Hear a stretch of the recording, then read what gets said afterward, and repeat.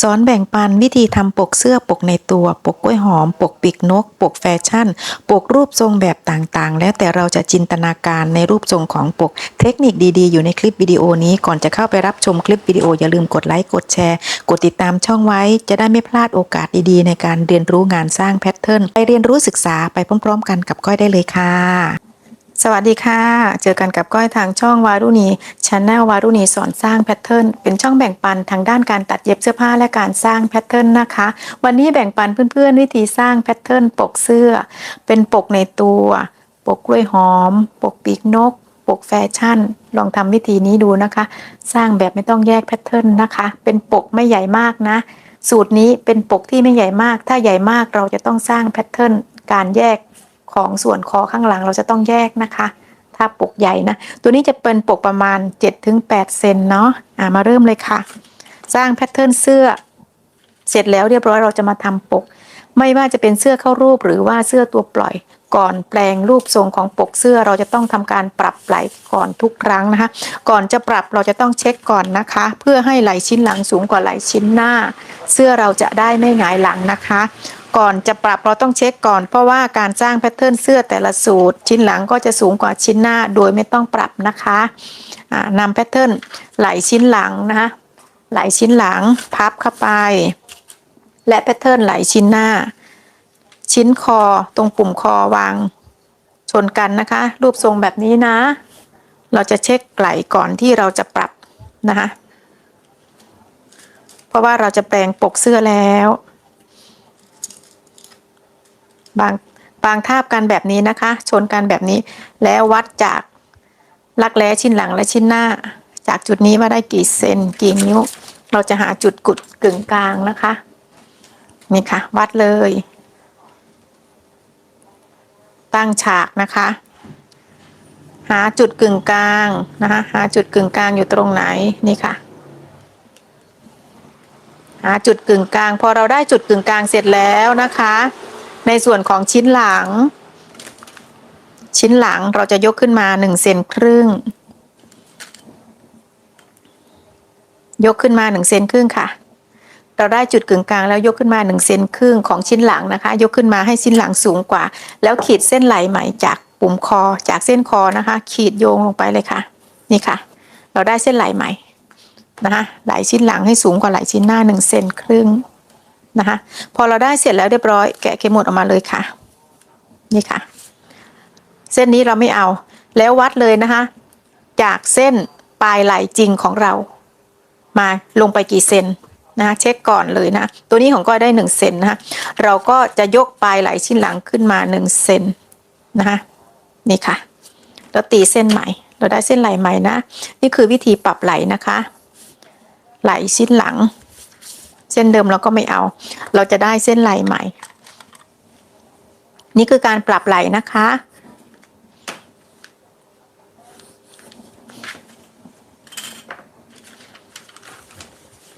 ก่อนจะปรับเราจะต้องเช็คก่อนหาจุดกึ่งกลางก่อนนะคะนี่ค่ะเรียบร้อยแล้วเราก็แต่งเส้นรักแร้ให้สวยงามตรงปลายไหล่ให้สวยงามเลยค่ะนี่ค่ะเราได้เส้นใหม่เรียบร้อย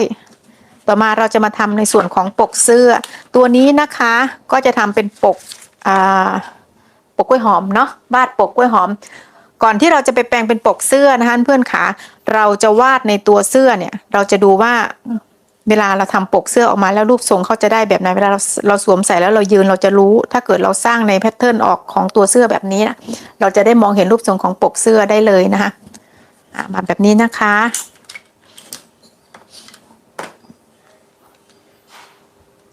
ปุ่มคอชิ้นหน้าเส้นกลางตัวนะคะเส้นกลางตัวนี้จะเป็นเส้นปุ่มยื่นติดกระดุมนะคะยื่นติดกระดุมนี่ค่ะสำหรับเกยติดกระดุม2 เซนครึ่งคือเลขมาตรฐานทั่วไปสำหรับกระดุมหน้าทั่วไปนะคะคอข้างคอวัดออกไปชิ้นหน้านะคะวัดออกไปมาตรฐานนะคะก็คือ1 เซนครึ่งจากฐานคอวัดข้างคอออกไป1 เซนครึ่งค่ะติ๊กส่วนคอลึกนะคะจากเส้นแนวนอนของคอหน้า ตัวเลขไม่ใช่ตัวเลขบังคับนะคะก็จะพูดแบบนี้นะเดี๋ยวก็จะอธิบายคร่าวๆแบบนี้นะคะมาตรฐานทั่วไปสำหรับคนที่ชอบใส่ปกเสื้อคอลึกไม่ได้ลึกมากนะมันลึกแบบปกติอาจจะโชว์นิดๆหน่อยๆนะจากฐานคอของชิ้นหน้าวัดลงมา13เซนนะ13เซนนี่คือปกเสื้อคอลึกนะคะสำหรับคนที่ชอบใส่เสื้อคอลึกแต่ถ้าเราไม่ชอบใส่เสื้อคอลึกเป็นคอคนตัวเล็กวัดจากคอหน้าตรงฐานคอลงมา10เซนก็ได้นะคะ10เซน11เซน12เซน13เซนสำหรับเสื้อที่เกยติดกระดุม2เซนครึ่งนะคะตรงจุดนี้นะคะคอลึกอยากได้ปกลึกก็13เซนนะคะพอเราได้ตัวของที่จุดที่เราได้คอลึกแล้วนะคะเราจะขีดในส่วนของที่เราวัดข้างคอมา1เซนครึ่งนะคะตัวนี้ก็จะทำคอลึกอยู่ที่13เซนนะคะไม่ใช่ตัวเลขบังคับนะคะเพื่อนๆค่ะไม่ใช่ตัวเลขบังคับนะ13เซนนี้สำหรับคนที่ชอบใส่เสื้อปกลึกนะคะจากเส้นที่เราวัดออกจากข้างคอนะคะ1เซนครึ่งใช้ไม้บรรทัดนะคะนี่ค่ะตีวางจุดที่เราวัดออกไปนะผ่านหาเส้นคอลึกที่เราได้ตำแหน่งแล้วตีแบบนี้นะคะตีแบบนี้เลยจุดคอลึกเป็นหลักเอียงมาหาเส้นสุดสาบนะพอเราได้เส้นที่เราวัดออกไปข้างคอ1เซนครึ่งเสร็จแล้วเราจะมาตีเส้นคอที่สำหรับพับปกนะคะคือเส้นคอจริงนี่ค่ะลักษณะนี้ต่อมานะคะนำชิ้นหลังนะคอชิ้นหลังพับเส้นไหลเลยนี่ค่ะวางทาบนะคะวางทาบข้างคอชิ้นหน้าออกไปเท่าไหร่ข้างคอชิ้นหลังออกไปเท่ากันนะคะ1เซนครึ่งนะติ๊กในส่วนของชิ้นหลังนะคะชิ้นหลังคอลึกชิ้นหลังนะคะ0.75นี่คือเส้นห่างจากเส้นข้างคอไป1เซนครึ่งนะคะ0.75แล้วเราก็โค้งคอนะคะโค้งคอหลังแล้วเราวัดเลยนะคะว่าตัวเลขเท่าไหร่ตัวเลขจะอยู่ที่8เซนครึ่งถึง9เซนนะคะจะไม่เกินนั้นเพราะว่าเส้นข้างคอวัดออกไป1เซนครึ่งเวลาเราโค้งคอเสร็จแล้วเรียบร้อยวัดลงมา 0.75 เราโค้งตัวเลขจะอยู่ที่8เซนครึ่งถึง9เซนจะไม่เกินนั้นนะคะแล้วเราเช็คเลยนะคะของก้อยได้9เซนนะคะ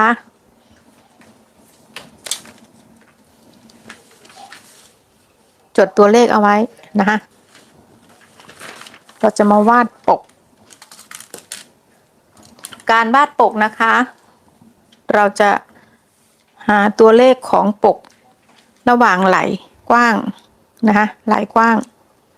แบ่งครึ่งนี่ค่ะแบ่งครึ่งเราจะได้รู้ว่าปกเสื้อเราใหญ่กี่มากน้อยนะคะนี่ค่ะแบ่งครึ่งเลยจุดกึ่งกลางของไหล่อยู่ตรงนี้นะคะแล้วก็วัดออกมาประมาณ1เซนครึ่งแล้วก็วาดเลยค่ะเราอยากได้ปกอะไรปกกล้วยหอมหรือว่าปกปีกนกนะคะวาดไปเลยนะวาดไปเลยนี่ค่ะอันนี้ปกกล้วยหอมนะคะปกกล้วยหอมพอเสร็จแล้วนะคะเราได้รูปร่างของปกเสร็จแล้วเรียบร้อยเราจะมาต่อกระดาษเพื่อที่จะลอกปกออกมานะคะเพื่อที่จะลอกปกออกมาเอากระดาษมารองเลยนะคะปกปีกนกก็ทำแบบนี้นะเราอยากได้ปกแบบรูปทรงไหนเราวาดเลย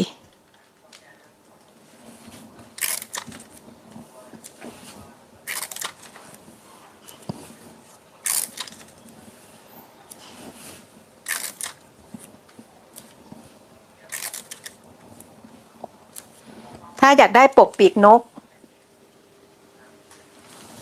นี่ค่ะแล้วก็วาดจินตนาการไปเลยค่ะเลยค่ะเวลาเราจะใส่เสื้อนะเวลาเรายืนใส่เสื้อแล้วเรายืนเนี่ยปกปีกนกก็จะออกไปรูปร่างไหนเนี่ยเราจินตนาการไปเลยค่ะนี่ค่ะไม่มีตัวเลขนะคะ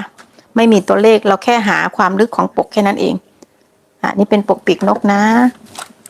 แล้วก็จะวาดให้ดูคร่าวๆมือใหม่เขาจะงงนี่ค่ะจินตนาการไปเลยค่ะเราจะได้นกแบบไหนอันนี้เป็นปกปีกนกนะคะนี่เดี๋ยวจะลอกให้ดู2 ปกเลยอันนี้เป็นปกปีกนก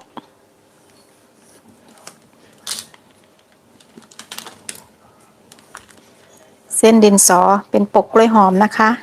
นี่เลยเราจินตนาการไปเลยค่ะปกจะสวยไม่สวยขึ้นอยู่กับมือของเราที่จะวาดและตวัดไปนะคะและสายตาของเราที่มองนะคะเนี่ยเราก็วาดจินตนาการไปเลยค่ะทีนี้เราต่อกระดาษเสร็จแล้วนะคะเราจะพับในส่วนของเส้นคอเส้นนี้นะคะ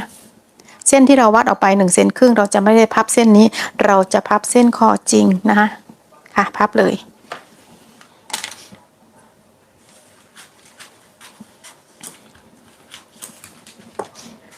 นี่ค่ะพับเลย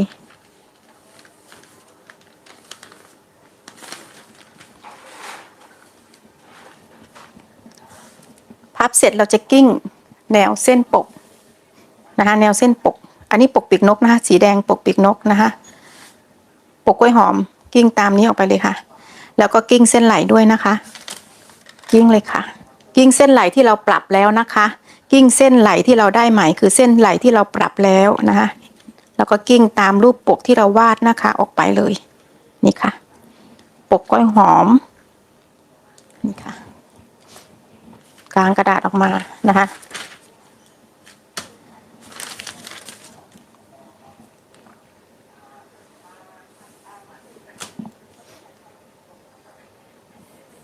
เส้นไหลนะคะจะใช้คาร์บอนรองก็ได้นะคะแต่ว่ากระดาษสีขาวเวลากิ้งกดลอยออกไปจะเป็นปรุไข่ปลาค่อนข้างเด่นนะคะเพื่อนๆอาจจะมองไม่เห็นนะคะส่วนตัวก้อยถ้าใช้คาร์บอนรองมันเลอะนี่ค่ะปลูกไข่ปลาจะมองเห็นค่อนข้างเด่นนะคะนี่ค่ะอันนี้ก็คือปกกล้วยหอมนะคะเราก็จะได้จากส่วนที่เราวาดนะส่วนที่เราวาดในตัวเสื้อละค่ะเราจะได้มองเห็นรูปเห็นร่างเขาเลยอันนี้คือปกกล้วยหอมนะคะนี่ค่ะต่อมาปกปีกนกที่เราวาดเส้นสีแดงนะคะเราก็ลอกออกมาเช่นกัน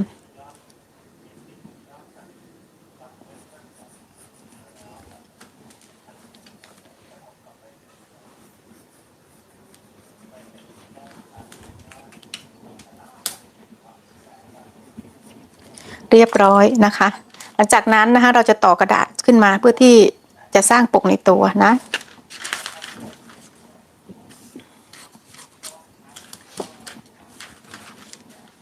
แทรกกระดาษค่ะ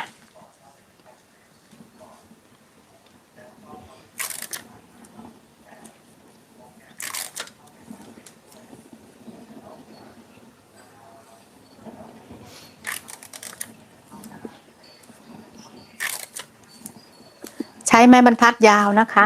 ใช้เส้นเดิมนะคะนำ2 เส้นเดิมที่เราร่างขึ้นมาตอนแรกนะคะ2 เส้นนี้ที่เราร่างขึ้นมาวางระนาบแบบนี้นะคะวางระนาบแบบนี้เส้นเดิมนี่ค่ะตียาวๆขึ้นมาเลยค่ะ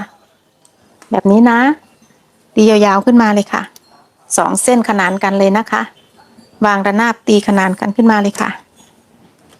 ตียาวๆเลยค่ะพอเราตีเส้นเสร็จแล้วเรียบร้อยส่วนคอหลังที่เราโค้งได้นะคะที่เราโค้งได้ที่เราวัดที่โค้งคอหลังได้ตัวเลขเท่าไหร่เราจดเอาไว้เนาะของก้อยได้อยู่ที่9 เซนนะคะดังนั้นเราจะวัด9 เซนขึ้นมาจากเส้นไหลคือเส้นคอที่เราวัดออกมา1.5 เซนตรงนี้นะคะวัดขึ้นมาเท่ากับคอหลังที่เราโค้งได้ติ๊กนะคะพอติ๊กเสร็จนะคะเพื่อนขาแล้วตีตรงมุมฉากนะคะนี่ค่ะมุมฉากของไม้บรรทัดของเราวางระนาบเส้นที่เราตีตรงขึ้นมาแบบนี้นะคะนี่ค่ะให้เกิดเส้นลักษณะนี้หลังจากนั้นนะคะแล้วเราวัดจากเส้นที่เราตีขีดยาวขึ้นมาวัดออกมาว่ากี่เซนของปกเสื้อของเรานะคะนี่ค่ะแล้วก็ตีขึ้นมาเลยคร่าวๆนี่ค่ะแบบนี้นะคะ2 ปกนะคะเพื่อนค่ะ2 ปกนะปกกล้วยหอมและปกปีกนกต่อมานะคะตรงจุดนี้เราไม่ต้องการแยกแพทเทิร์นตียาวขึ้นไปให้วัดจากเส้นคอ ออกมา1 เซนครึ่งนะคะ1 เซนครึ่งเราจะไม่แยกแพทเทิร์นนะ1 เซนครึ่งค่ะ1 เซนครึ่งนี่ค่ะใช้ไม้บรรทัดโค้งส่วนที่โค้งไม่เยอะนะคะเบาๆโค้งน้อยๆนะคะโค้งหาเส้นไหลนี่ค่ะ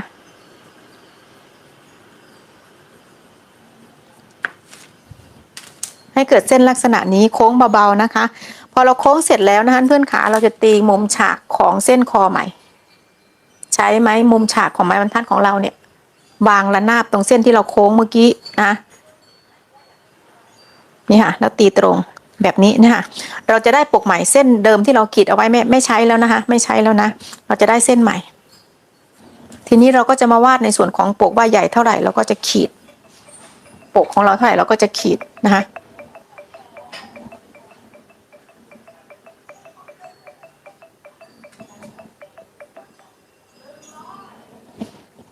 ปกใหญ่เท่าไหร่เราก็วัดขึ้นไปเลยค่ะ7 เซน7 เซน7 เซนนี้ไม่ใช่ตัวเลขบังคับนะคะแล้วแต่นะประมาณ7 เซนหรือ8 เซน9 เซนได้หมดนะคะตัวนี้เส้นนี้จะเป็นปกปีกนกนะคะนี่ค่ะ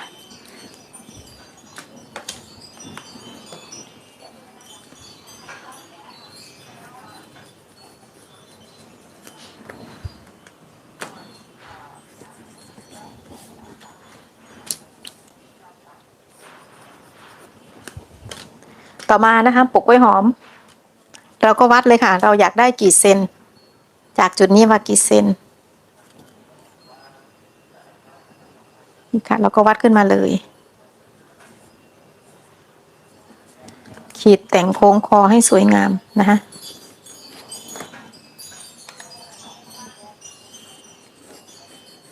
นี่ค่ะเราก็จะได้ปกในตัวแบบไม่ต้องแยกแพทเทิร์นทำง่ายๆนะคะปกในตัวปกแฟชั่นนะคะขึ้นอยู่กับเราว่าเราจะวาดไปแนวไหน